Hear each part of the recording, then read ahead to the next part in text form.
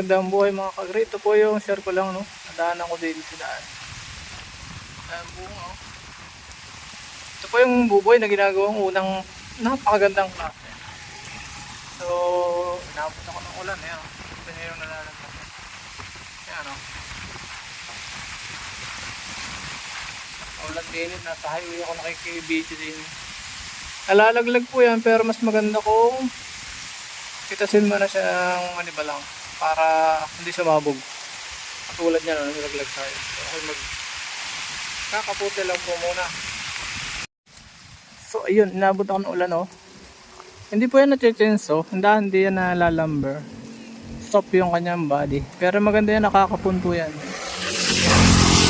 Kapag pinutol mo, susuloy uli yan at bubunga. Mapapababa mo siya.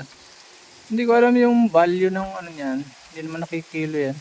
Depende yan sa sako, nakaganoon. Or ikaw na gumawa ng unan, makukuha mo ng, may bibenta mo ng mahal. Kapag ikaw ay maalam. Yan po yung parang cotton sa province, ano? Yan yung cotton ng Pilipinas. Buboy, bulak ng Pilipinas sa Mindoro. Yan lang, sinare ko lang sa inyo. Kapagbigay ako ng kaalaman, informasyon. Pwede rin po yung itanim. Yung katawan niya parang kakawate lang pag binubsok mo minsan nabubuhay. So paalam and God bless.